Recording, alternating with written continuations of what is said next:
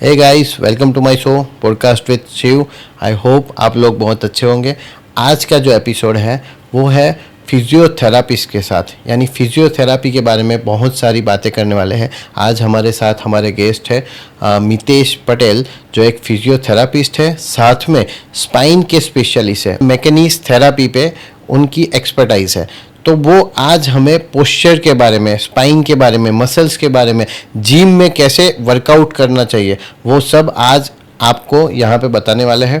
तो प्लीज़ ये पॉडकास्ट पूरा देखिए, बहुत सारी नॉलेजेबल बात यहाँ पे होने वाली है। और अगर आपने अभी तक हमारी चैनल को सब्सक्राइब नहीं किया है तो प्लीज़ हमारी चैनल को सब्सक्राइब कीजिए। चलिए मिलते हैं हमारे गेस्ट के साथ।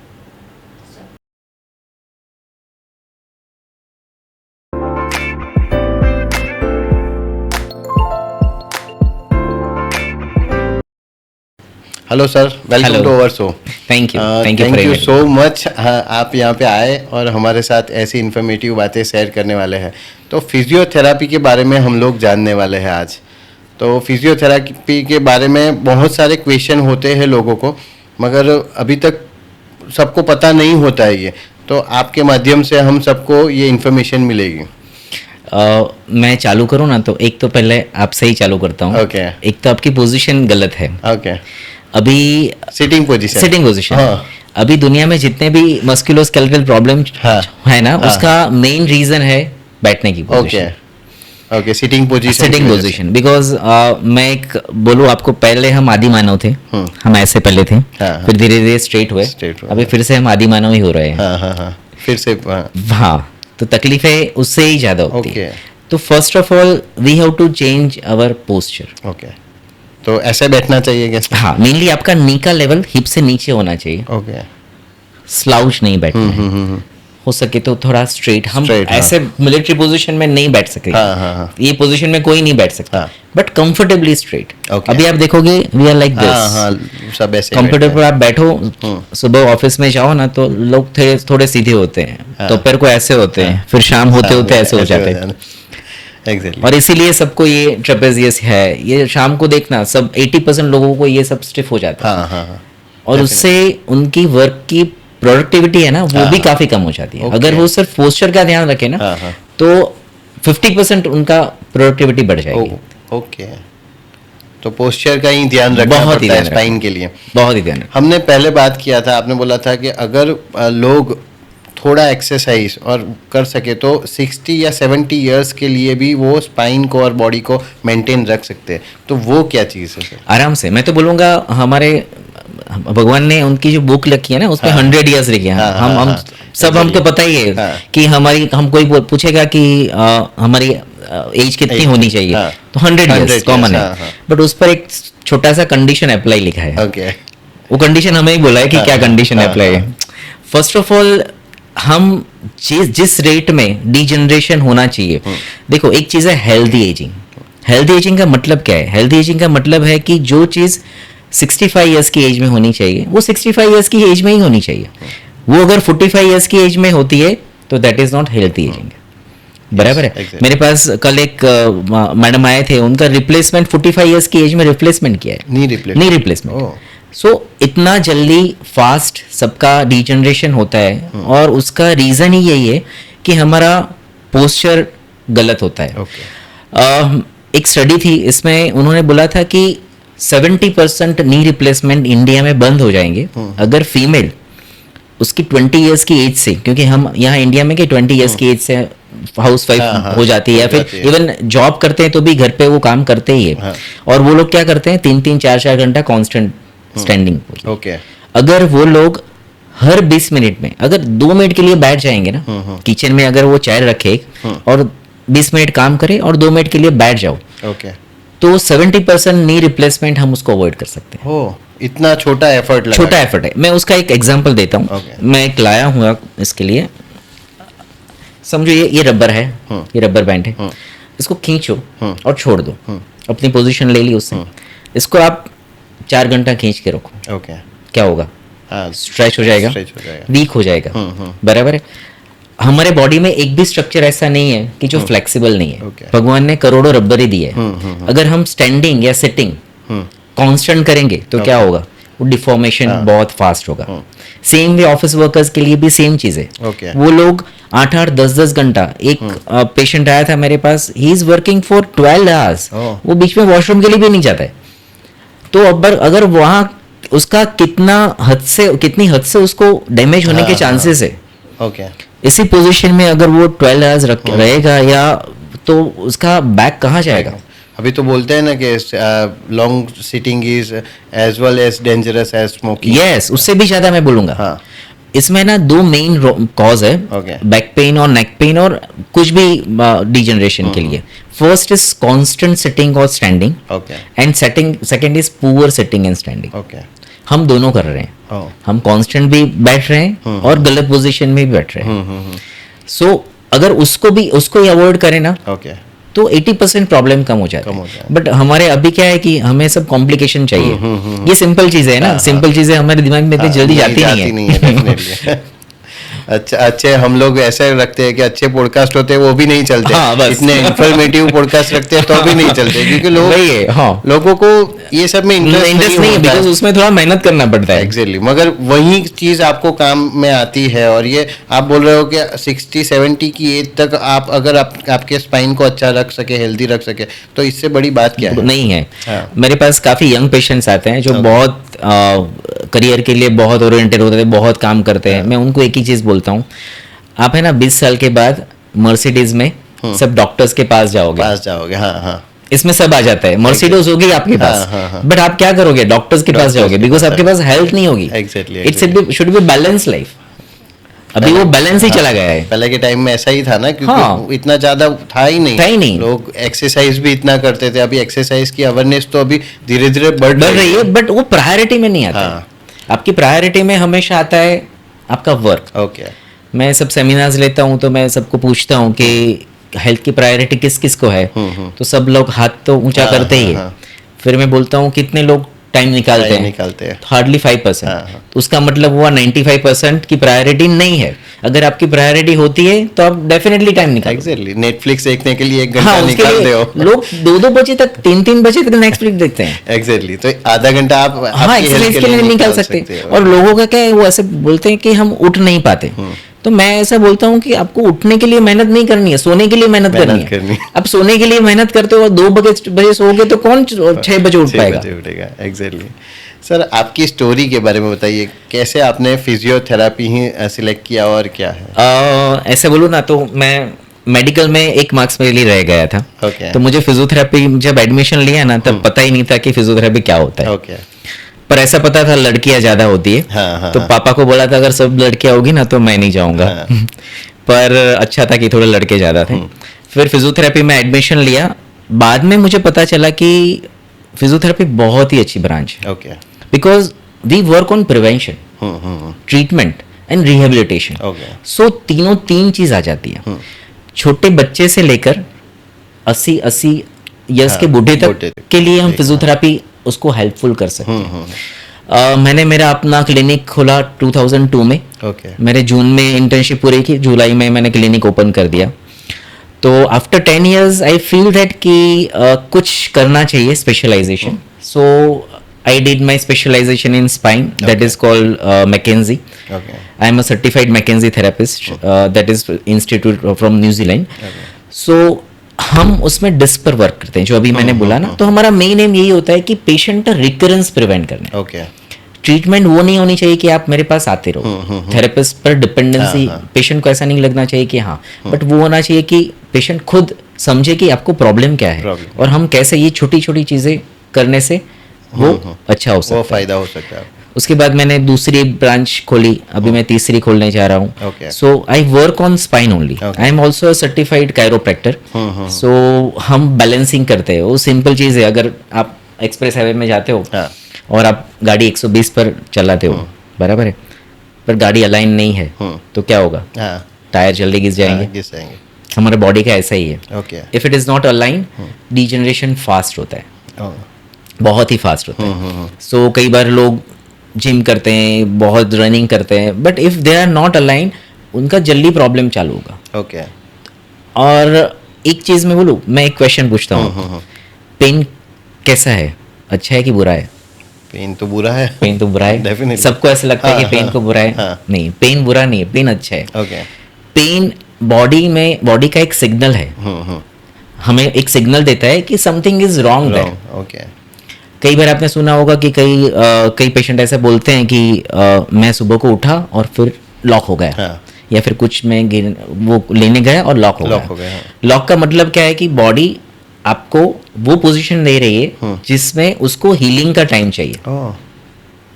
ओके। जो स्लिप डिस्क होती है वो क्या होता है, वो इसमें हम पोजीशन में वो मूवमेंट नहीं अलाउ नहीं करती है, नहीं होती है, हाँ। बराबर है। सो वो उसको सिग्नल देती है कि वो एक दिन में नहीं होता है, वो कब से आपको बोल रही होती है पेन के माध्यम से, थोड़ा बोल रही कि होती है, हाँ कि मुझे दर्द है, मेरे पर ध्यान दो, मेरे पर ध्यान दो। आप नहीं देते हो तो एक दिन ऐसा आता है कि आपको वो लॉक कर देती है।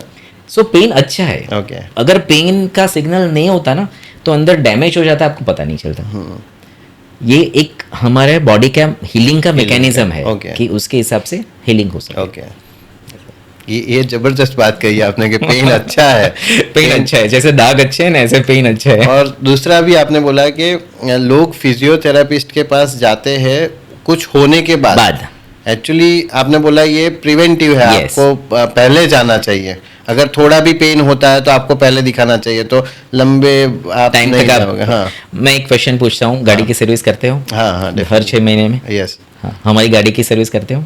नहीं होती। वो जो जिसकी कोई कीमत नहीं है, हाँ। मैं पेशेंट को ऐसे ही बोलता हूँ, मुझे वो ऐसे जो बहुत ध्यान नहीं देते ना, मुझे एक उंगली दे दो 1 करोड़ में, दोगे? नहीं दोगे। अगर इसकी 1 करोड़ की कीमत है तो आपका बॉडी की कितनी कीमत है, तो उसको क्यों निगलेक्ट करते हो?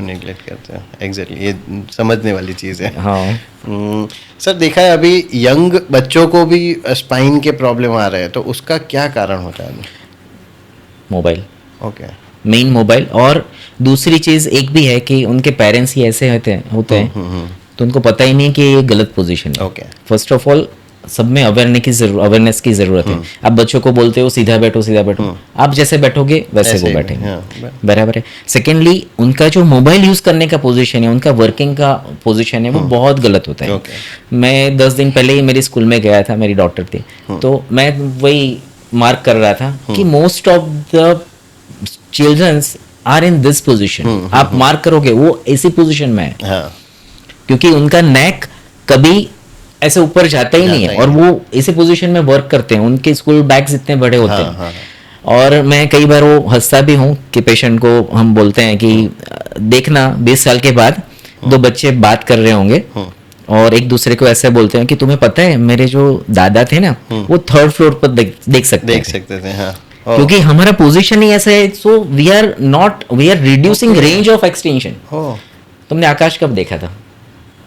बहुत टाइम हो गया। हाँ। अभी ऐसा तो नहीं है कि बॉडी ने एक ही डायरेक्शन में देने के लिए पोजीशन बनाई है। Healthy spine is a flexible spine, flexible spine is a healthy spine. अगर हम उसको फ्लेक्सिबल नहीं रखेंगे तो वो हेल्दी नहीं रहेगी। सो हमें ऊपर भी बीच बीच में देखते रहना है। ओके।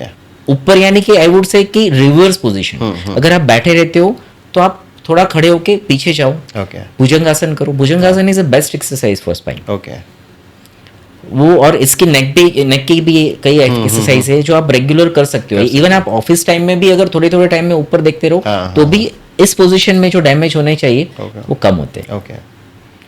तो डिस्क का डैमेज कैसे होता है सर? डिस्क का डैमेज वो एक दिन में कभी नहीं होता है। मैं एग्जांपल दूं, ये कप है, अभी वो यहाँ से धीरे धीरे यहाँ आएगा, उसके बाद ही गिरेगा। बराबर है। हमें ये प्रोसेस नहीं दिखती है, वो जब गिरता है ना तभी पता चलता है। ओके।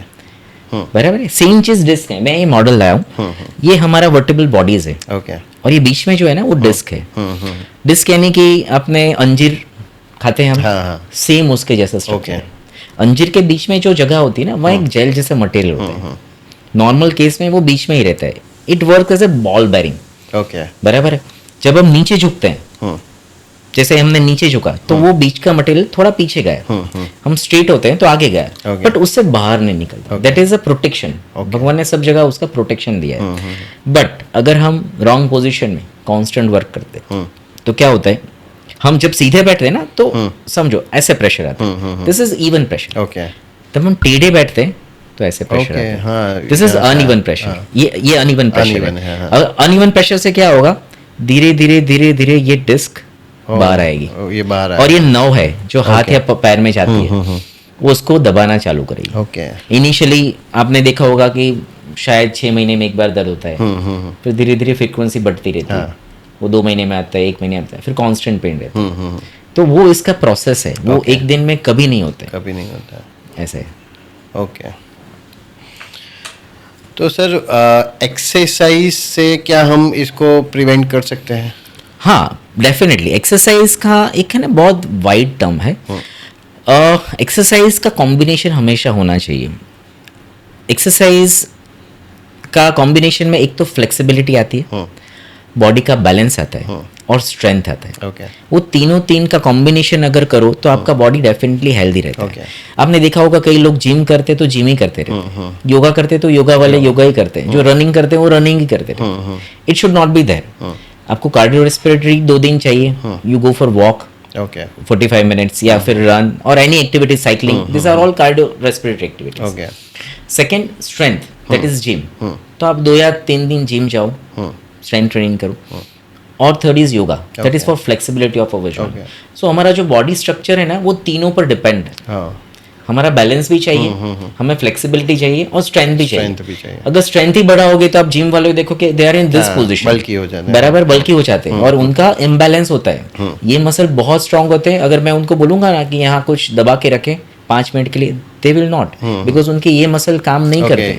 यहाँ के करेंगे, यहाँ के नहीं। हाँ, वो और बॉडी का हमेशा एक ही चीज है, हमारा कुदरत का भी नियम है, वो बैलेंस करता है हमेशा। सो इसका भी ऐसा है, अगर बैलेंस नहीं करोगे तो प्रॉब्लम होगा। ओके, एक्चुअली अगर किसी को घर पे ही चेक करना है कि उनका जो आपने बोला अलाइनमेंट जो बॉडी का आता है वो ठीक है कि नहीं, तो उसके लिए सिंपल कोई थोड़ा डिफिकल्ट है घर पे चेक करना, बिकॉज इसमें हमारा बहुत सारा उसके पॉइंट्स होते हैं कि हम उसके डिपेंड्स करते हैं। बट आपका बैलेंस चेक करना हो तो आप घर पे कर सकते हो। First of all 1 leg standing, okay, एक पैर पर खड़े रहो, दूसरा पैर के सपोर्ट के बिना, उसको टच किए बिना। अगर आप खड़े रह पाते हो स्टेबल होके। नॉर्मली क्या होता है, जो हमारे हिप के मसल है वो वीक होते हैं, तो एक साइड में हम झुक जाते हैं। इट मींस कि your muscles are weak, you are going to imbalance. अगर उसमें बैलेंस रहता है, नीचे एक पिलो रख दो, उस पर 1 लेग स्टैंडिंग करो, बैलेंस रहता है, that is good. If it is going then you are in a stage है आपका इम्बैलेंस चालू हो गया, ऐसा है। ओके, तो इससे पता चलता है हाँ, कि आपका पर वो एक वैग है, you have to consult chiropractor और गुड फिजियोथेरेपिस्ट, तो हम उसको मेंटेन कर सकते। बहुत टाइम से मुझे एक क्वेश्चन आ रहा था सर कि स्पोर्ट्स पर्सन को हम देखते हैं, क्रिकेटर को, अगर उसको इंजरी होती है तो वो 2-3 वीक में फिर से ग्राउंड पे आ जाता है, मगर नॉर्मल आदमी को इंजरी होती है तो उसको वक्त लगता है, तो इसका क्या रीज़न है? वो तो प्रोफेशनल भी रीजन है उसको करोड़ों का लॉस हो रहा है। Exactly, वो भी है। वो तो है। अपार्ट फ्रॉम दैट उसमें क्या होता है, ऐसा नहीं है कि उनका ट्रीटमेंट नहीं चालू है। If you are injured in your shoulder, it takes about 6 to 8 months। उसका रिहेबिलिटेशन उतना चलता है। नी इंजरी, ACL इंजरी, तो वो 8 weeks में उतना फिट हो जाता है कि वो कर सके, बट वो टेम्पररी, वो मैच के लिए होता है। बट उसके साथ साथ ट्रीटमेंट चालू होता है, बिकॉज हर एक टिश्यूज का हीलिंग टाइम होता है, और उनको बहुत ज़्यादा हायर लेवल में उनको वर्क करना होता है। सो इनका रिकवरी भी उसके हिसाब से उनको करना पड़ता है। सो वो कर सकते हैं। और दूसरा क्या है कि हम लोग नॉर्मल रूटीन में एक्सरसाइज नहीं करते, so we need definitely a good time for recovery. और उनका ऐसे भी एक्सरसाइज ज़्यादा होता है, मसल का स्ट्रेंथ ज़्यादा होता है, फ्लेक्सिबिलिटी, अवेयरनेस भी ज़्यादा होता है, उनको पता होता है कि कहाँ पे जाना है यार, तो सबको पता ही नहीं होता है एक्चुअली ऐसा होता है। फिजियोथेरापी यानी लोगों को वही मालूम है कि हाँ एक्सीडेंट हो गया, कुछ है तो फिजियो, और वो भी 2 दिन ही जाएंगे, 2 दिन के बाद खुद घर पे एक्सरसाइज। अभी थोड़ी अवेयरनेस बढ़ी है पहले से, क्योंकि मुझे प्रैक्टिस होते उसे 22 साल हो गए, तो पहले जो 22 साल की पहले की प्रैक्टिस थी उससे अभी काफी फर्क है, but still we need awareness for that. Sir injury के बाद या कुछ भी पेन होता है, हमको डॉक्टर सजेस्ट करते हैं कि नी बेल्ट पहनो, एंकल बेल्ट पहनो, एंकल एल्बो नेक बेल्ट, तो इससे क्या फ़ायदा होता है सर? इसमें क्या है कि अभी के जो सर्वाइकल और लंबर के अगर हम स्पाइन का इशू काउंट करें तो अभी जितने भी रिसर्च है ना वो ऐसा बोल रहे हैं कि this belt are not good for your health. Okay. Initially for 4-5 days it is okay. बराबर है. मैं एक एग्जांपल देता हूँ. प्लास्टर अगर किसी को हुआ होता है और प्लास्टर निकालते हैं तो हाथ पतला हो जाता है. हाँ. इट मीन्स कि बॉडी को अगर जो पार्ट का आप मूवमेंट नहीं देते हो वो वीक हो जाता है, श्रिंक हो जाता है. Okay. सेम वे अगर आप बेल्ट पहन के रखोगे तो वो मसल वीक हो जाएंगे. नी इंजरी है तो उसके स्पेसिफिक बेल्ट आप पहनो, वो भी जो डॉक्टर बोलते हैं उतने टाइम तक. बट ऐसा नहीं है कि नी में पेन होता है तो आप बेल्ट पहन के कुछ भी कर सकते हो, ऐसा नहीं होता है. लिमिटेड टाइम के लिए. हाँ, जब आप स्टैंडिंग करते हो, आप ज्यादा वॉक उस पेन होता है, then you wear belt. But do not take it support के उसकी वजह से आपके मसल वीक हो जाए या फिर उसकी हैबिट हो जाए. ओके. हाँ, फिर मसल्स के उसके हाँ, बिकॉज मसल को कैसा है, अगर उसको लगेगा मुझे काम नहीं करना है तो वो धीरे धीरे वीक हो जाएंगे. उसको ऐसे ही कि हाँ मुझे तो सपोर्ट मिल ही रहा है, मैं क्यों काम करूँ. एग्जैक्टली. सर थोड़ी बातें जिम रिलेटेड करेंगे क्योंकि मैं भी जिम में जाता हूँ तो मुझे वो थोड़ा इंटरेस्ट ज़्यादा है जिम में. तो सर जिम में जाने से यानी जाते हैं आप, उसके बाद थोड़ा वार्म अप करना पड़ता है, तो उसका क्या रीज़न है, क्यों वार्म अप करना पड़ता है? मैं भी जिम में जाता हूँ, बट मैं और मेरे फ्रेंड दोनों जाते हैं, बट मैं वीक में 2 बार जाता हूँ. तो एक हंसने की बात ये है कि हम दोनों वहाँ जाते हैं ना तो हम देखते रहते हैं कि ये मेरे पास 3 महीने के बाद आएगा, ये मेरे पास 1 साल के बाद आएगा. बिकॉज जिम में कैसे करना है ना 90% लोग नहीं जानते हैं. हाँ. उनके लिए एक ही चीज़ है, वेट लिफ्टिंग. हाँ. सो जिम का मतलब क्या है कि एक प्रोसेस है ये. आप जो कूल डाउन और जो बोलते हो ना कि वार्म अप, हाँ, तो उसका रेशियो होना चाहिए 2 4 2 2:4:2. ओके. सो अगर आप 30 मिनट्स स्ट्रेंथनिंग करते हो तो उसका हिसाब से 15 मिनट्स आपको वार्म अप करना है, फिर 15 मिनट्स आपको कूल डाउन करना है. दूसरा 1 RM पता है, आप जिम में जाते हो 1 RM पता है? नहीं पता. 1 RM is a base for gym. 1 RM is a 1 repetition maximum. For example मेरा बाइसेप्स है तो पहले हमें हर एक मसल का 1 RM फाइंड आउट करना है. मैंने 5 किलो से किया, मैं कर सकता हूँ. 10 से किया, कर सकता हूँ. 15 से कर सकता हूँ. 20 से नहीं कर सकता. हाँ. फिर 17.5 किया, हाँ, एक बार ही कर सकता हूँ. That is my 1 RM. Okay. 1 repetition maximum. That is called 1 RM. Yes. बराबर है. स्ट्रेंथनिंग क्या है? स्ट्रेंथनिंग ऐसा नहीं है कि आपने वेट लगाया और आपने चालू किया. स्ट्रेंथनिंग 3 सेट जो करते हैं ना, उसमें फर्स्ट सेट, फॉर एग्जांपल मैंने बाइसेप्स के लिए फर्स्ट सेट किया, it will be of 40% of 1 RM. अगर मेरा 20 kg 1 RM है तो उसका 40% 8 kg हुआ, तो मैं 10 रिपीटेशन 8 kg से करूँगा. ओके. फिर दूसरा 50% मैं करूँगा, बराबर है. 50% यानी कि 10 kg से करूँगा, फिर मैं 60% से करूँगा. That is strengthening. ओके.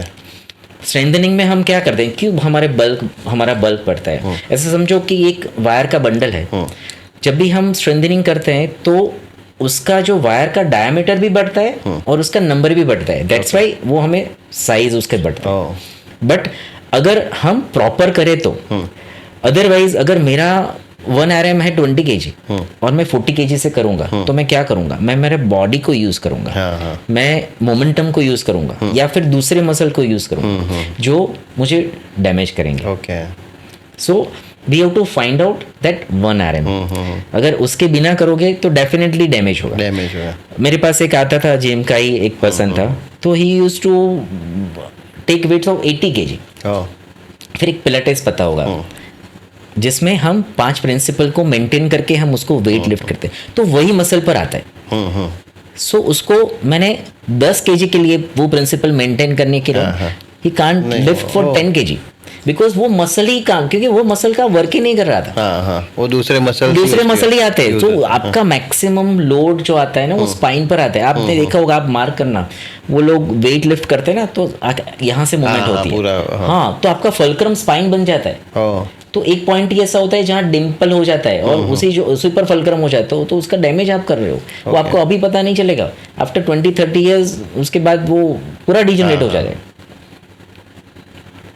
तो सर इंजरी को कैसे रोक सकते हैं जिम इंजरी को इसमें क्या है कि जिम जो भी करते हैं ना उनके लिए फ्लेक्सिबिलिटी इतनी ही जरूरी है. Okay. They have to do yoga. Only strength is not important, क्योंकि जॉइंट ऐसा नहीं है कि उस स्ट्रेंथ ही चाहिए, उसको फ्लेक्सिबिलिटी भी चाहिए. हाँ. तो उसको एक तो पूरी रेंज में वो मूवमेंट करना है. फ्लेक्सिबिलिटी का मतलब क्या है, मेरा ये रिस्ट है, अगर इतना ही मूव करेगा दैट इज नॉट फ्लेक्सिबिलिटी. उसकी जो अवेलेबल रेंज मेरी और आपकी अलग अलग हो सकती है, बराबर. You to compare it both hands. So वो फ्लेक्सिबिलिटी आपकी होनी चाहिए. जो आप पोजीशन में जिम कर रहे हो वो प्रॉपर होनी चाहिए. ओके. अगर वो इम्प्रॉपर पोजीशन में करते हो तो definitely it will give you damage. यानी अच्छे ट्रेनर के पास ही करना अच्छे ट्रेनर, और आई वुड से कि एक फिजियोथेरेपिस्ट के पास आप एक बार उसके पास एक बार कंसल्ट कर लो कि आपको क्या नहीं करना है. वो ज्यादा जरूरी है कि क्या करना है, उससे ज्यादा है क्या नहीं करना है. ओके. सो डैमेज नहीं करना ज्यादा इंपॉर्टेंट है रेदर देन आपको फायदा हो, उससे नुकसान नहीं होना चाहिए. तो सर जिम में जाते हैं और वर्कआउट करते हैं, योगा करते हैं, कभी कभी मसल्स में पेन हो जाता है, तो रिकवरी के लिए क्या करना होता है? इसमें ना पेन के दो टाइप होते हैं. First is good pain and bad pain. Okay. वो डिफरेंशिएट जिम वालों को तो आना ही चाहिए अगर कोई जिम में जाते हैं. गुड पेन यानी कि मसल सोरनेस, वो पेन डिफरेंट होता है. आप पावगर जाते हो, चढ़ते हो, वहाँ दैट इज मसल सोरनेस. और दूसरा होता है इंटेंस पेन, जिसमें स्पाज्म तो मैं इंटेंस स्पाज्म बोलूँगा, जिसमें आपकी मूवमेंट ही नहीं होती है. अगर मूवमेंट नहीं होती इट मीन्स कि body is not allowing that joint to move because it need healing. इसका मतलब है आपने बहुत ज़्यादा कर लिया. हाँ. और एक चीज़ है पोस्ट वर्कआउट सोरनेस. जिम कभी रेगुलर जाना ही नहीं चाहिए. हमेशा एक दिन का ब्रेक होना चाहिए. या फिर आप जाओ तो पहले अपर लिम करो, दूसरे दिन लोअर लिम करो. उसका कॉम्बिनेशन एक दिन में सब नहीं करना है, बिकॉज वो सोरनेस को अगर आप टाइम नहीं दोगे तो वो ज़्यादा डैमेज करेगा. ऐसा है. तो आपका दो चीज़ें, एक तो आपका प्रॉपर पोजीशनिंग, आप भी जब जिम करते हो. दूसरा आपने जो बोला warm up and cool down, उसका प्रॉपर टाइम होना चाहिए. हमारे पास टाइम नहीं होता ना, तो हम जिम करके फटाक करके निकल जाते हैं. और सबसे पहले यही आता है बाइसेप बनाने आते हैं सबको दिखाने के. सबको यही चाहिए. आप देखोगे ना तो इम्बैलेंस होता है. ये ऐसे होते हैं जो भी जिम वाले हो ना, ऐसे होते हैं. इसका मतलब है ये पैक्स बहुत ज्यादा ओवर एक्टिव है. ओके. पीछे के मसल काम नहीं करते. एक बार मैंने मीम देखा था, एक बंदा यहाँ पे आके स्टिकर लगाता था, वो जिम विदाउट जिम वाला बंदा ऐसे उखाड़ लेता था उसको, और जिम वाला अंदर पीछे हाथ ही नहीं जाता था. उसकी फ्लेक्सिबिलिटी नहीं है. That is a balance. That is called balance कि you have to have a flexibility, you have to have strength and your body balance, your proprioception. तो सर आपने ऐसे तो बता दिया कि बॉडी जो वेट लिफ्ट करते हैं उसका तरीका क्या है, मगर जो स्क्वाट्स वगैरह लगाते हैं या हैवी वेट करते हैं तो उसके लिए कुछ आप दे सकते हो टिप्स क्या? उसमें ना सिर्फ पोजिशन, और ये लोग आप सेलिब्रिटीज देखते हो ना, वो सलमान खान ने कभी 6 महीने में बॉडी नहीं बनाया है. It is a process. So आप जब भी स्क्वाट्स, उसमें भी 1 RM होता है. आप स्क्वाट्स करते हो तो आपका 1 RM क्या है, तो उसके हिसाब से आप जाओ. वेट लिफ्टिंग पर उसके हिसाब से जाओ. अगर प्रॉपर पोजीशनिंग में जाओगे तो वो डैमेज डेफिनेटली नहीं करेगा, बिकॉज हर एक जॉइंट एक पोजीशन में स्ट्रांग है, दूसरी पोजीशन में बहुत वीक है. अगर आप उस पोजीशन में उसको ज़्यादा वेट दोगे तो डेफिनेटली डैमेज होगा. सर हमने आपकी YouTube चैनल है उस पर भी देखिए, बहुत सारे लोगों ने बहुत अच्छे अच्छे एक्सपीरियंस शेयर किए हैं, तो उसके बारे में कुछ बताइए सर. कोई ऐसा पेशेंट, मुझे लगता है कि बहुत खुशी होती होगी अगर कोई ऐसा बोलता है. एक मैंने देखा था, एक भाई साहब थे, उन्होंने बोला था कि मैं चल नहीं पाता था और सर की वजह से. तो हमारा एक मेरे बहुत पुराने पेशेंट है, मैं उसको ब्रांड, मैंने मोबाइल में सेव भी ऐसे ब्रांड एम्बेसडर करके ही रखा है. तो वो पेशेंट थे 65 इयर्स की एज में, उनका डिस्क लीजन यानी कि स्लिप डिस्क हो गया था, and he was in this position since 6 months. Okay. और मेरे क्लिनिक पर आए तो मेरे कैबिन में आते आते वो 2 बार बैठे. He can't stand for even 5 seconds also. वो वहाँ बैठ नहीं सकते थे. सबने ऑपरेशन के लिए बोला था. हमारे मैकेंजी में एक मेथड है जिसको बोलते हैं लिस्ट करेक्शन। वो धीरे धीरे हम उसको लिस्टिंग करेक्शन करते हैं, और उनका नाम धीरज भाई था और उनमें धीरज भी अच्छी थी, तो वो हमारे लिए अच्छा है। हमारे केस में क्या है कि पेशेंट का पेशेंस होना बहुत जरूरी है। अगर पेशेंस है तो धीरे धीरे वो हो सकता है। जितना टाइम लगा है बिगड़ने में उतना ही टाइम लगेगा। वो आते थे शायद 2006-2007 में। उसके बाद 2012 में वो अंबाजी चल के गए। अभी 3 महीने पहले आए, मुझे इंटरव्यू दिया उन्होंने। वो नर्मदा परिक्रमा 3400 किलोमीटर उन्होंने क्लियर की, और वो नर्मदा परिक्रमा में फ्लैट नहीं रास्ते होते, वो बहुत उबड़ खाबड़ होते हैं। So it is like that कि ऐसा नहीं है कि आपको पोजीशन खराब है तो अच्छे नहीं हो सकते, but only thing is proper perfect physiotherapy and patient का पेशेंस होना। He is doing regular exercise, अभी भी वो करते हैं। अभी 70 इयर्स की 75 इयर्स की एज है तो भी he is doing everything. Okay sir, हमने देखा है कि अक्सर लोग जॉगिंग करना स्टार्ट करते हैं या रनिंग करना स्टार्ट करते हैं, एंकल पेन उनको स्टार्ट हो जाता है। हाँ, उसका रीजन है उनके हीप मसल्स। ओके, ये एंड रॉन्ग पोजीशन, मैंने आपको जो बैलेंसिंग वाला बोला। सेकेंडली हमारे इंडिया में एक ये है, हमें क्या है, हमारे गुजरात में तो वही है कि गुजरात है आरंभ सुरा। सो हमें ऐसा लगता है कि आज ही मैं सब चल दूंगा।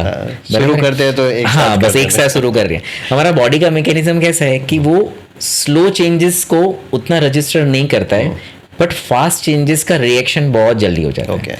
फॉर एग्जाम्पल, मैं कभी चला नहीं हूँ और मैं ऐसा सोचूं कि हाँ 10,000 स्टेप चलने हैं और मैं 10,000 स्टेप चलूंगा तो सब सोरनेस आ जाएगा। उससे अच्छा है कि I start with 500 steps. Every week में मैं 100 स्टेप बढ़ाऊंगा, ज़्यादा नहीं, ओनली 100, बिकॉज मेरा एम लॉन्ग टर्म होना चाहिए। हमारे में प्रॉब्लम कंसिस्टेंसी की है। बराबर, अगर मैं 100 स्टेप्स करूंगा तो 10,000 स्टेप करूंगा तो मुझे कुछ भी नहीं लगेगा, बिकॉज हमारे बॉडी ने ग्रेजुअली किया है।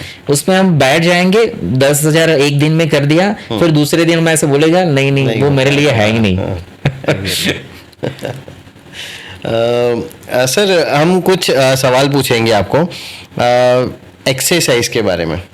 तो कौन सी एक्सरसाइज किस में करनी चाहिए, तो आपको 3 ऐसी एक्सरसाइज बतानी है जो मोस्ट इफेक्टिव होती है। ओके, तो सर बैक पेन के लिए कौन सी? एक तो मैंने बोला भुजंगासन, वो आप कर सकते हो। दूसरा है आप ब्रीजिंग कर सकते हो, यानी कि सीधा लेट के पेल्विस को आप लिफ्ट कर सकते हो, वो एक एक्सरसाइज है। और स्टैंडिंग में स्पेशली ऑफिस वर्कर के लिए खड़े होके आप पीछे हाथ का सपोर्ट लेके आप पीछे जाओ। और कई बार क्या होता है कि कई लोग ऐसे बोलते हैं हमारी मीटिंग्स बहुत चलती रहती है, बराबर है, तो उनके लिए एक दूसरी एक्सरसाइज है, दोनों हाथ को ऐसे फिस्ट करके आपका जो स्पाइन है ना वहां से आगे उसको प्रेशर दो। ओके, वो बहुत अच्छा रहेगा। तो क्या आप उसको रिवर्स करते हो?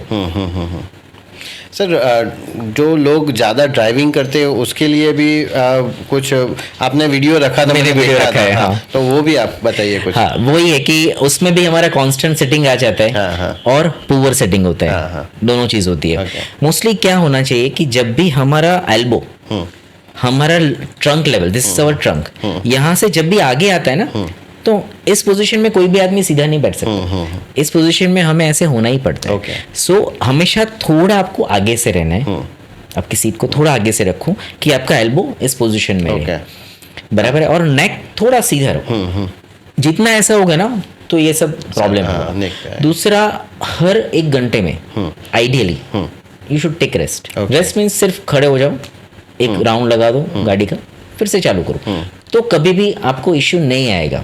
हम लोग बहुत कांस्टेंट ड्राइविंग करते हैं, कई बार 8-8, 9-9 घंटा, तो इनिशियली प्रॉब्लम नहीं होता है, बट वो चालू होता है तो इट्स डिफिकल्ट। हाँ, लॉन्ग टर्म में वो डैमेज करता है। आजकल लोगों की जॉब भी ऐसी हो गई है कि लॉन्ग ट्रैवलिंग करना पड़ता है उनको, तो ये सब दिक्कत उनके अंदर होती है। सर, 3 एक्सरसाइज दिखाइए नी पेन के लिए, और अभी तो गरबा भी आने वाला है तो उसके लिए भी बताइए। एक तो वो मैंने जो आपको पिलो का बोला ना, that is good for balancing, because देखो हम नॉर्मल कंडीशन में हमारा यूनिलेटरल मूवमेंट होता है, यानी कि अगर स्टेयर चढ़ते हो या फिर चलते हो तो एक ही डायरेक्शन में मूवमेंट होता है। बट हम गरबा करते हैं या फिर कुछ भी एक्टिविटीज करते हैं तो उसमें हम ट्विस्टिंग मूवमेंट करते हैं, जिसमें हमें बैलेंसिंग की जरूरत है। उसको हम प्रोप्रायोसेप्शन बोलते हैं। यानी कि मैं आपके साथ बात कर रहा हूँ तो मुझे देखना ही नहीं पड़ता कि मेरा लेफ्ट नी पीछे है, राइट नी आगे, कॉन्स्टेंटली उसके सिग्नल्स जाते रहते हैं, बराबर है। Garba is the best exercise for awareness and proprioception. तो अगर वो आप थोड़ा बैलेंसिंग की एक्सरसाइज करो, थोड़ा ट्विस्टिंग करो, बिकॉज उसमें ट्विस्टिंग मैक्सिमम आता है, वो आप एक कर सकते हो। और दूसरा हाफ स्क्वाट्स, ओके, जिसमें ये क्वाड्रिसेप्स ज़्यादा स्ट्रांग रहता है। और गरबा खुद ही एक एक्सरसाइज ही है, क्योंकि उसमें यहाँ हम बहुत रिलैक्स होते हैं, तो बॉडी रिलैक्स ही रहती है। मगर यानी अगर गरबा करने जाते हो तो ये 3-4 एक्सरसाइज आप करके कर जाओ तो अच्छा रहता है। चांसेस बट कम रहता है। वो क्या है कि बहुत पहले से करनी पड़ती है, आज किया और कल गरबा किया हमें सब इंस्टेंट चाहिए। एंकल पेन के लिए एक्सरसाइज। हाँ, एंकल के एक तो रीजन काफी होते हैं पेन के, कि क्यों होता है। कई बार ट्विस्टिंग होता है, उससे भी वो पेन हो सकता है, या फिर उस पर ज्यादा लोड आता है। आप फीमेल्स देखोगे जो जिसका हैवी वेट होता है, तो उनका पेल्विस बड़ा होता है और ऐसे शेप बनता है, वी शेप बनता है, बिकॉज एंकल बहुत छोटे होते हैं। तो उनका जो पूरा वेट है वो एंकल पर आता है। तो उनके लिए एंकल से ज्यादा उनको हिप पर ज्यादा वर्क करना है। ओके, उनके हिप के मसल को ज्यादा स्ट्रांग करना है, तो एंकल पर लोड कम आए। ओके। दूसरा, हम एंकल स्ट्रेचिंग आता है कि हम वॉल पर उसको पैर रख के फिर थोड़ा हम उसको रेगुलर स्ट्रेच करते हैं। तो नॉर्मली आपने फीमेल्स को देखा होगा कि वो रात को वो कंप्लेन करते हैं, हर एक हस्बैंड को दबाना पड़ता है, बराबर है। उससे अच्छा है कि वो अगर एक्सरसाइज वो थोड़ा रेगुलर करे ना, इवन किचन में जाए उससे पहले थोड़ा स्ट्रेच कर दे, रात को सोने से पहले थोड़ा स्ट्रेच कर दे, तो वो एंकल उनका फ्री रहता है। दूसरा, हील। अगर आप देखो कि उनको हाई हील का बहुत शौक होता है, तो high heel is very bad for them. अगर उनको पहनना है तो फ्लैट पर हाई पहने, समझे आप, कि अगर थोड़ा फ्लैट पहने और थोड़ा रखे तो उसमें चलता है, और occasionally it's okay, but regular you should not wear that high heel, because वो पूरा बैक तक जाता है, स्पाइन में भी आता है, पूरा इफेक्ट आता है। ओके, तो उसकी वजह से भी डिस्क हो सकती है। हाँ, डेफिनेटली। और अकेला डिस्क नहीं होता है इसमें, शायद 20 स्ट्रक्चर ऐसे होते हैं जो आपको पेन दे सकते हैं। ओके। तो it is all about imbalance. जो चीज अगर सिंपल चीज है, ये बिल्डिंग है, स्ट्रेट है, तो कोई उसको मेंटेन करने की जरूरत नहीं है। अगर वो थोड़ी भी ऐसी हुई तो उसको मेंटेन करना पड़ेगा अगेंस्ट ग्रेविटी। हमारा स्पाइन का भी ऐसा ही है, वो अगर स्ट्रेट रहती है तो प्रॉब्लम नहीं है, बट वो ऐसे स्लाउच होती है तो उसको मेंटेन करने के लिए हर एक मसल आ जाता है काम करने के लिए, क्योंकि हम गिरने वाले तो वो गिरने तो नहीं देती, बट अगर एक लिमिट के बाद वो थक जाती है तो पूरा स्पाइन पर आता है। सर, कभी कभी ऐसा होता है कि नाइट में हम सोते हैं और यहाँ का मसल्स होता है वो स्पाज़म हो जाता है। उसका रीजन काफी है, बट एक रीजन मेन है डेफिशिएंसी। कई बार मैग्नीशियम डेफिशिएंसी होती है, उसकी वजह से भी, स्पेशली फीमेल्स में ज्यादा होता है। तो वो डेफिशिएंसी की वजह से वो हम उसको बोलेंगे क्रैम्प आ जाता है। उस क्रैम्प से वो हो जाते हैं। कई बार कई लोगों का स्पेसिफिक मसल होता है कि जो क्रैम्प करता है। So if they are doing regular stretching और थोड़ा मिनरल्स और वो इंटेक अगर प्रॉपर करे तो वो चला जाता है। या फिर कैल्शियम डेफिशिएंसी भी फीमेल्स में वो काफी चीजें हैं, vitamin D, calcium deficiency, they have to take supplements regularly after some age. पानी के कारण भी होता है क्या? वाटर इनटेक कम होता है? डेफिनेटली होता ही है, बिकॉज डिहाइड्रेशन, हम पानी बहुत कम पीते हैं अभी तो क्योंकि हमारा फोकस दूसरी जगह है ना। हाँ, तो पानी अगर कम है तो जो ये काफ है ना, हमारा दूसरा हार्ट है, वो पंपिंग करता है। जैसे हमारे घर में मोटर होती है तो कैसे पानी ऊपर ले जाता है, तो हमारा काफ वही काम करता है। तो बट उसका जो अगर प्रॉपर सर्कुलेशन नहीं है तो वहाँ वेस्ट प्रोडक्ट जमा होते हैं। सबसे ज्यादा वेस्ट प्रोडक्ट हमारे काफ में ही होते हैं। हमारे बॉडी में अगर कुछ भी करो ना, काफ में ही दर्द होगा। तो अगर वो आप वाटर इनटेक प्रॉपर है तो सर्कुलेशन प्रॉपर रहेगा, वो रेडिएटर गर्म हो जाता है, ऐसा बोलते हैं ना। कब मैंने एक पॉडकास्ट ही सुना था या कहीं पे सुना था कि जो लोग वो पहले सिलाई करते थे पैर से, उनको डायबिटीज नहीं होता था। तो क्या उसका कुछ मैटर है क्या उसके अंदर? ऐसे कोई रिसर्च बोलते हैं कि ज़्यादा बहुत करते थे तो इसकी वजह से यहाँ पे इतना एक्सरसाइज नहीं, ऐसे एनर्जी उसका ज्यादा कंज्यूम होता है, वर्क ज्यादा होता है, वही एक रीजन है। वो बोलते हैं कि डायबिटीज उससे कंट्रोल हो जाता है, यानी ऐसा देखा था। मगर डेफिनेटली आप वर्क तो करते हो, वर्क करते हो ना। Only thing is you to do some exercise, calorie burn करते हो। हाँ, और उसमें आपका वर्क है तो आपको पता नहीं चलता आप एक्सरसाइज कर रहे हो। ओके। सर, शोल्डर पेन के लिए कौन सी एक्सरसाइज? शोल्डर पेन के लिए पहली तो आप देखोगे हम सबकी आदत ऐसी ज्यादा होती है, बराबर है। ये चीज हमें स्कूल में करनी थी, तब हम करते नहीं थे, हाँ। बराबर है। So always put your shoulders in a neutral position. Okay वो ऐसे नहीं होने चाहिए। ओके, ऐसे नहीं, वो ऐसे। जब भी ऐसे होते हैं ना, हाँ। तो उसका बेसिक पोस्चर गलत हो जाता है। मैं एग्जांपल दूं तो अगर मेरा शोल्डर ऐसा है और मैं ऊपर ले जाता हूँ तो आराम से जाता है, but if in this position ये लॉक हो जाएगा। ओके अगर इसी पोजीशन में रहेगा तो ये मसल टाइट हो जाएगा। Tight हो सो आपको रेगुलरली ये पीछे ले जाना है। एक्सरसाइज करनी है। हाँ, इसको पीछे ले जाना है थोड़े थोड़े टाइम में, स्पेशली जो ऑफिस में काम करते हैं। फिर एक थेराबैंड आता है, उसको पकड़ के आप उसको ऐसे पीछे ले जाओ, ओके हाँ ये एक्सरसाइज करो और थोड़ा शोल्डर गिर्डल को रोटेट करते हो clockwise and anti clockwise. Okay. और एक्सरसाइज कभी ऐसा नहीं है कि मॉर्निंग में ही करना है, कब? हर 2-2 घंटे में आप उसको करते रहो। Okay. तो आपको खुद ही आप फील करोगी तो स्टिफनेस काफ़ी कम रहेगी। ओके ओके सर, प्रेग्नेंट जो वुमन होती है तो आफ्टर प्रेगनेंसी उनको बैक पेन बहुत होता है, तो उसके लिए क्या एक्सरसाइज? हाँ, एक दूसरा एक मिथ है कि हम वो प्रेग्नेंट वुमन होती है, उसका बच्चा 15 साल का हो जाता है ना, हाँ। तो एक ही बोलती है वो इंजेक्शन दिया था ना, उसके बाद पेन होता है। हाँ। वो कभी नहीं होता ऐसा। ओके इसमें क्या होता है कि प्रेगनेंसी की वजह से ऑटोमेटिकली जो हमारा जो एब्डोमिनल मसल है वो डिस्टेंड हो जाते हैं, वो स्ट्रेच हो जाते हैं, तो मसल ऑलरेडी वीक है। दूसरा, आफ्टर डिलीवरी तुरंत ही उनको फीड करना होता है, हाँ। तो आपकी पोजीशन ऐसी हो जाती है। हाँ। बराबर है, एक मसल वीक है, आपने गलत पोजीशन में लिया, एक्सरसाइज कुछ नहीं हुआ क्योंकि आपका पूरा ध्यान है आपके बेबी पर होता बच्चे पे है। होता है। बराबर है। सो अगर उसके बाद if they are doing regular exercise of their abdomen, उसके लिए एक सबसे बेस्ट एक्सरसाइज ये है, उसको बोलते हैं ट्रांसवर्स एब्डोमिनल स्ट्रेंथनिंग।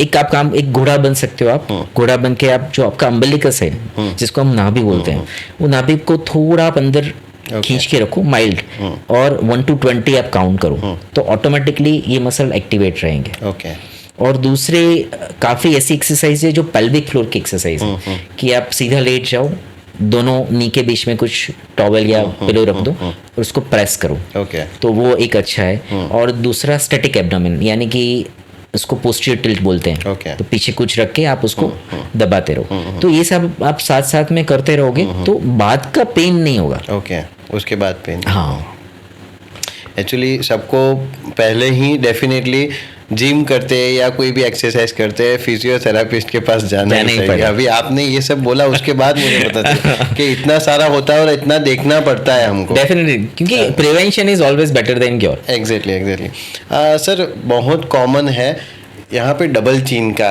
जो इश्यू है वो। हाँ, तो ये फैट कैसे कम कर सकते हैं? ये एक्चुअली मेरा सवाल है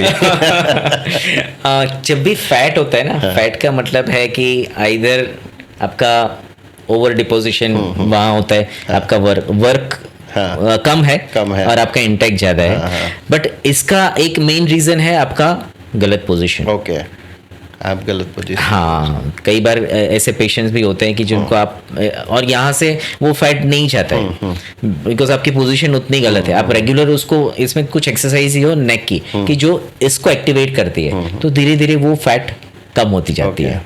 ओके, तो एक्सरसाइज करनी पड़ती है, कम हो। हाँ।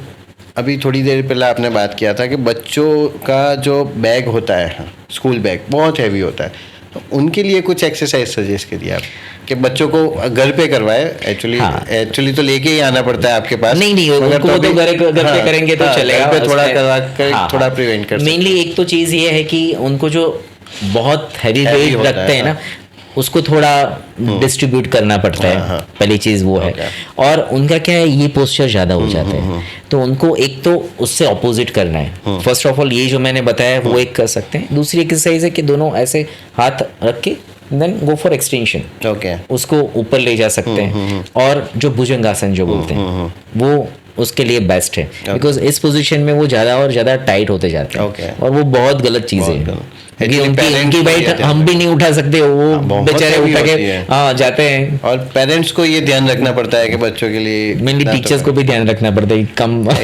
मगर बहुत अभी बड़ी हो गई है और वो बहुत दिक्कत है। आपके क्लिनिक के बारे में कुछ बताइए। मेनली मेरा क्लिनिक का नाम है सायूं फिजियोथेरेपी एंड स्पाइनल सेंटर। हम मोस्टली स्पाइन पर ज़्यादा वर्क करते हैं, दूसरे पेशेंट्स भी होते हैं, बट हमारे पास ऐसे पेशेंट्स आते हैं कि जिनको शायद ऑपरेशन का बोला होता है या उनको बहुत ज़्यादा तकलीफ होती है। मेरे पास एडवांस मशीन्स हैं जो बहुत रेयर है इवन इंडिया में। सो लाइक डिकम्प्रेशन है, रिपैक्स है, सो हम क्या करते हैं, और जो डिस्क है कि जो बाहर निकल गई है और उनको शायद सर्जरी के लिए बोला है, तो हम ट्राई करते हैं कि बिना सर्जरी के उनको हम ट्रीट कर पाएँ। और दूसरा हमारा मेन एक मोटो ऐसा होता है कि pain relief and maintenance of pain relief. Pain relief जितना जल्दी हो सके, बिकॉज आप सोचोगे कि अगर मैं आपको बोलूँगा कि आपको रेगुलर आना है तो आप बहुत टाइम मैनेज करके आओगे, तो अभी सबके पास टाइम नहीं होता है, तो हो सके उतना जल्दी जितना रिकवरी हो उतना अच्छा है। तो इसके लिए क्या करना पड़ेगा, हमें रूट कॉज फाइंड आउट करना पड़ेगा। कई बार नी के पेशेंट्स होते हैं, हम उसको हिप या बैक ट्रीट करते हैं, नी चला जाता है, सो वो फाइंड आउट करना बहुत ज़रूरी है। So I am a certified chiropractor, so हम वो बैलेंसिंग करते हैं। Specially I am a certified McKenzie therapist. McKenzie एक इंटरनेशनल मेथड है कि जो स्पाइन पर वर्क करती है। दूसरे मेरे पास शॉको करके एक मशीन है जो हील पेन है, उसमें बहुत इंस्टेंट रिलीफ देते हैं। सो ये सब मशीन बहुत ही एडवांस है कि इवन एडवांस क्लास 4 लेज़र है कि जो हीलिंग को फास्ट करते हैं। सो मेरे 2 सेंटर है, मैं तीसरा सेंटर एक नीलांबर में मैं ओपन करने जा रहा हूँ 2-3 महीने के बाद। So we work on this and मैंने आज 22 ईयर्स मेरे प्रैक्टिस के हुए, शायद अराउंड 60,000 पेशेंट्स मैंने ट्रीट किए हैं इतने टाइम में। अच्छा, बहुत सारा नॉलेज मिला फिजियोथेरेपी के बारे में, इतना लोगों को मालूम नहीं होता है, डेफिनेटली नहीं मालूम होता है फिजियोथेरेपी। और क्या है कि फिजियोथेरेपी ऐसी ब्रांच है ना कि इट इज़ वेरी इंटरेस्टिंग, कि अगर आप we are working on live, तो अगर हम थोड़ा भी, कई बार ऐसे पेशेंट होते हैं जो 5-7 साल से पेन में लेके आते हैं, हम उसको सिर्फ विद इन 2-3 डेज उनका 80% पेन चला जाता है। तकलीफ वो बहुत इंटरेस्टिंग होता है, बहुत एंजॉयबल होता है ऐसे भी, और पेशेंट ऐसे खुश होते हैं तो हमें भी बहुत अच्छा लगता है। सर एक आखिरी सवाल पूछता हूँ आपसे, वो साइटिका का पेन कहते हैं, वो लंबर स्पाइन का ही होता है या दूसरी? आपने वॉलेट का बोला था मुझे कि वॉलेट। हाँ, मैं उसको एक्सप्लेन करता हूँ। मैं एक तो पहले शियाटिका इज अ सिम्टम, जैसे फीवर, तो फीवर कोई प्रॉब्लम नहीं है, फीवर एक सिम्टम है। तो फीवर के रीज़न काफ़ी हो सकते हैं, इन्फेक्शन है, मलेरिया है, कोरोना है, किसी में भी फीवर आ सकता है। तो sciatica is also a symptom कि शियाटिक नर्व होती है जो हमारे लंबर स्पाइन में जाती है और वो प्रेस होती है, उसको हम शियाटिका बोलते हैं। उसका कॉज क्या है वो फाइंड आउट करना है। वो डिस्क निकल गई, उसकी वजह से वो नर्व को प्रेस करती है, इसलिए होता है, या फिर वो पायरिफोर्मिस मसल एक आता है जिसके बीच में से वो जाती है, अगर वो टाइट है तो भी पेन आता है। कई बार शूडोसियाटिका बोलते हैं। शूडोसियाटिका मीन्स पेन शियाटिका जैसा ही होता है, बट हमारा जो एलियम यानी कि हिप बोन है उसका एडजस्टमेंट गलत हो जाता है, उसकी वजह से भी पेन होता है। सो हम अगर वो थ्रस्ट देते हैं, आपने कायरोप्रैक्टिस में वो आवाज़ सुनी होगी, तो वो अगर थ्रस्ट देते हैं तो उसमें वो प्रेशर चला जाता है, तो एट अ टाइम वो शियाटिका निकल जाता है। सो वो एक सिम्टम है। वो उसका ट्रीटमेंट कौन सा प्रॉब्लम है ना, उसके बाद उसके बाद उसको हम ट्रीट कर सकते हैं।